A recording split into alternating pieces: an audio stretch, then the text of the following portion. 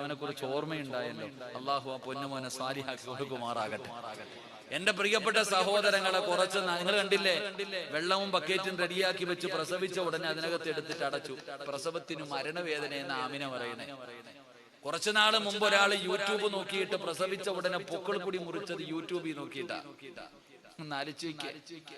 അപ്പൊ എന്താ നിങ്ങൾ ചിന്തിക്കും, ഒരു പെണ്ണ് ഗർഭിണിയായിട്ട് വീട്ടുകാർ പോലും അറിയുന്നില്ലെങ്കിൽ ആ ഉമ്മയും വാപ്പയും ആ മകളും തമ്മിലുള്ള ബന്ധത്തെ കുറിച്ചാണ് നമ്മൾ ആലോചിക്കണ്ടേ. നമ്മൾ ചിന്തിക്ക്, എല്ലാം തലകണ പോലത്തെ മൊബൈലും കൊണ്ട് നടക്കുകയാ. തമിഴ്നാട്ടിൽ എങ്ങാണ്ട് 10ാം ക്ലാസ്സിൽ പഠിക്കുന്ന 2 പെൺകുട്ടികൾ ഒരുത്തനെ ഇറച്ചി വെട്ടണ പോലെ വെട്ടിമുറിച്ച് കളഞ്ഞില്ലേ. ഇതൊക്കെ എന്തേ നമ്മൾ പഠിക്കാത്ത? 18 കഴിഞ്ഞ് 21ലേക്ക് കയറിയിരിക്കുകയാ. 18 വയസ്സ് കാമുകൻ എങ്ങനെയെങ്കിലും പെണ്ണിന്റെ അടുത്ത് പറഞ്ഞു കൊടുത്തു, 18 തികയുമ്പോ നീ ഇറങ്ങണം. കോടതിയിൽ പോകുമ്പോ ജഡ്ജി ചോദിക്കും, നിനക്ക് പ്രായപൂർത്തിയായിട്ടുണ്ട്, നിനക്ക് ആരുടെ കൂടെ പോകണം? കാമുകനെ വേണോ, മാതാപിതാക്കളെ വേണോ? എന്നെ വേണമെന്ന് പറഞ്ഞാൽ എന്റെ കൂടെ വിടും എന്ന് ക്ലാസ് കൊടുത്തിരുത്തിയതാ. ഇപ്പൊ ആകാശത്ത് നോക്കിയിട്ട് നക്ഷത്രം എണ്ണാൻ തുടങ്ങി. അള്ളാഹു ഈമാൻ നൽകുമാറാകട്ടെ. ഞാൻ പറഞ്ഞു വന്നത്, ഉസ്മാന് തങ്ങൾക്ക് വല്ലാത്ത ലജ്ജയുണ്ടായിരുന്നു. നബി സല്ലല്ലാഹു അലൈഹി വസല്ലമ തങ്ങളുടെ കയ്യിൽ തൊട്ടതിന് ശേഷം മരിക്കണ കാലം വരെ ഗുഹ്യഭാഗത്ത് തൊട്ടിട്ടില്ല. നമ്മളോ എന്റെ പ്രിയപ്പെട്ട സഹോദരിമാര് ചിന്തിക്കണം, കുളിക്കുമ്പോ വീട്ടിൽ ആരുമില്ല, റൂം പൂട്ടിയിട്ടിട്ട് കുഞ്ഞിനെയും കൊണ്ട് ബാത്റൂമിനകത്ത് കയറിയിട്ട് പെണ്ണുങ്ങൾ കുളിക്കുക, ഉമ്മാടെ ലൈവായി കണ്ടുകൊണ്ടിരിക്കുക മക്കള്. ഉടുതുണിയില്ലാതെ പാട്ടും പാടി കുളിക്കണവരോടാ ഞാൻ ഈ കഥ പറയുന്നത്. നമ്മൾ ചിരിക്കണ്ട, അള്ളാഹു ഈമാൻ നൽകുമാറാകട്ടെ. നമ്മളിൽ എത്ര പേർക്കാ കുളിക്കുമ്പോ ബാത്റൂമിനകത്ത് ഔറത്ത് മറച്ചിട്ട് കുളിക്കണ എത്ര പേരാ ഉള്ളേ? അവിടെ ഇങ്ങനെ പാട്ട ഉരിഞ്ഞങ്ങിട്ടിട്ടിട്ട് എന്തെല്ലാം പാട്ട് പാടിയിട്ടാ നമ്മൾ കുളിക്കണേ. എന്റെ പ്രിയപ്പെട്ട സഹോദരങ്ങളെ, ലജ്ജ എന്ന് പറയുന്ന ഒരു ഗുണം നമ്മുടെ ജീവിതത്തിൽ ഉണ്ടാക്കിയെടുക്കണം. പാപ്പാ, നിന്റെ മകൻ നിന്റെ മകളുടെ മുന്നിലൂടെ ഔറത്ത് മറയ്ക്കാതെ നടന്നാൽ അവന്റെ ചെവിക്ക് പിടിച്ചിട്ട് അവനെ നന്നാക്കണം. നിന്റെ മകളോട് പറയണം. അതുപോലെ ഉമ്മയായ നീ നിന്റെ മക്കളുടെ മുന്നിൽ പോകുമ്പോ ഔറത്ത് തുറന്നിട്ട് ഉസ്താദിനെ കാണുമ്പോ തലമറയ്ക്കും. മക്കളുടെ മുന്നിൽ ഒന്നുമില്ല. ഉസ്താദിനെ കാണുമ്പോ, നാട്ടുകാരെ കാണുമ്പോ തലമറയ്ക്കും. എന്റെ മക്കളുടെ മുന്നിൽ എന്ത് സിബിടണ്ടേ, അല്ലെങ്കിൽ എന്റെ തല മറക്കണ്ടേ? ചിന്തിക്ക് നീ. അള്ളാഹു നമുക്ക് ഈമാൻ നൽകി അനുഗ്രഹിക്കുമാറാകട്ടെ. അള്ളാഹു നമുക്ക് ലജ്ജ നൽകി അനുഗ്രഹിക്കുമാറാകട്ടെ. എന്റെ പ്രിയപ്പെട്ടവരെ, മഹാനായ സയ്യിദുനാ ഉസ്മാൻ ഇബ്നു അഫ്ഫാൻ റളിയല്ലാഹു തആല അൻഹുവിന് ഉണ്ടായിരുന്ന രണ്ടാമത്തെ ഗുണം ദുന്നൂറൈൻ, 2 പ്രകാശത്തിന്റെ ഉടമ. ലോകത്ത് കടന്നു വന്ന 1,24,000-ൽ പരം വരുന്ന പ്രവാചകന്മാര്, ആ പ്രവാചകന്മാരുടെ പെൺമക്കളിൽ 2 പെൺമക്കളെ വിവാഹം കഴിക്കാൻ ഭാഗ്യം കിട്ടിയ ലോകത്തെ ഏക മനുഷ്യൻ മഹാനായ സയ്യിദുനാ ഉസ്മാൻ ഇബ്നു അഫ്ഫാൻ.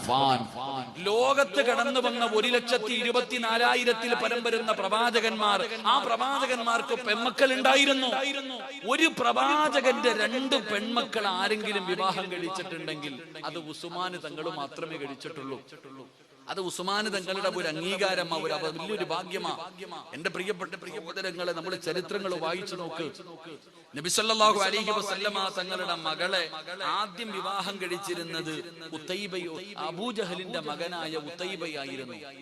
ഉത്തൈബ നബി സല്ലല്ലാഹു അലൈഹി വസല്ലമ തങ്ങൾ പ്രബോധനവുമായി കടന്നു വന്നപ്പോ അബൂജഹൽ പറയുക, അടിക്കാൻ മകൻ ഭാര്യ അടിക്കും. റസൂലുള്ളാഹി തങ്ങളോടുള്ള ദേശീയഗാനം മകളെ തല്ലുമായിരുന്നു. മുത്തുനബി അവിടെ നിന്നൊരിക്കൽ മനസ്സു വേദനിച്ചിട്ട്, ഒരു വാപ്പയ, അത് മുത്തുനബിയാണെങ്കിലും സാധാരണ മനുഷ്യനാണെങ്കിലും മക്കളെ തല്ലുന്നത് കണ്ടാൽ സഹിക്കൂല. എന്റെ പ്രിയപ്പെട്ട ചെറുപ്പക്കാരൊക്കെ അറിയണം, കല്യാണം കഴിക്കും, പെണ്ണ് കെട്ടിയിട്ട് കൊണ്ടുവന്നിട്ട് എടുത്തിട്ട് അങ്ങോട്ട് തല്ലുക ഭാര്യയെ തല്ലുന്ന ഒരുപാട് ഭർത്താക്കന്മാരുണ്ട്. നമ്മൾ വിചാരിച്ചിരിക്കുന്നത് ആണത്വമാണ് ഇത്.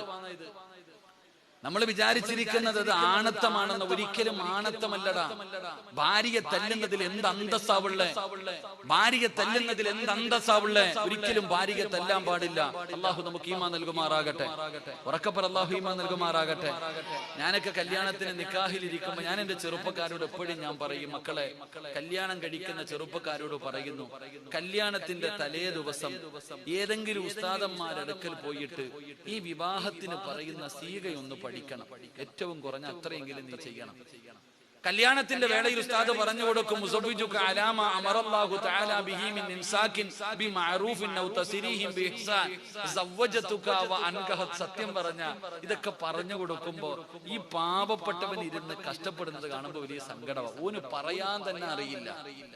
എന്താണ് ഈ പറയുന്നതെന്ന് പോലും നേരെ ചൊവ്വ പറയാൻ അറിയില്ല. എന്താ ഈ പറയണെന്നറിയോ? എന്റെ പ്രിയപ്പെട്ട ചെറുപ്പക്കാരാ, നിന്റെ ഭാര്യയുടെ വാപ്പ നിന്റെ കയ്യിൽ പിടിച്ചിട്ട് പറഞ്ഞു തരുന്നതിന്റെ മലയാള അർത്ഥം നിനക്കറിയോ? നീ പഠിക്കണം. ഒരു വാപ്പ പറയുകയാ, 10-18 വർഷക്കാലം ഞാൻ പൊന്നുപോലെ വളർത്തി എന്റെ പൊന്നുമോളെ, നീ തരുന്ന ഈ മഹറിന് പകരം ഞാൻ എന്റെ മകളെ നിന്റെ കയ്യിലേക്ക് വെച്ചു തരികയാ. എന്റെ മകളെ ഞാൻ നിന്റെ കയ്യിലേക്ക് വെച്ചു തരികയാ. നീ എന്ത് ചെയ്യരുത്. എന്റെ മകൾ എല്ലാം തികഞ്ഞവളൊന്നുമല്ല. അവള് പാവപ്പെട്ടവള, അറിവില്ലാത്തവള, എല്ലാം തികഞ്ഞവളൊന്നുമല്ല എന്റെ മോള്. എന്റെ മോൾ എന്തെങ്കിലും തെറ്റ് ചെയ്താൽ മോൻ ക്ഷമിക്കണം, മോൻ ക്ഷമിക്കണം. എന്റെ മകൾ എന്തെങ്കിലും തെറ്റ് ചെയ്താൽ നീ തിരുത്തി കൊടുക്കണം. എന്റെ മോളെ തല്ലരുത്, എന്റെ മോളെ നീ കൊല്ലരുത്. ഒരു വാപ്പ കയ്യെ പിടിച്ചിട്ട് പറഞ്ഞു തരുന്നത് ഇതാ. നീ എല്ലാം സമ്മതിക്കും, എന്നിട്ട് കൊണ്ടുവന്നിട്ട് ആ പാവപ്പെട്ടവളെ എടുത്തിട്ട് ഇടിക്കുകയും ചവിട്ടുകയും ചവിട്ടി തേൽക്കുകയും ചെയ്യും. അള്ളാഹു നമുക്ക്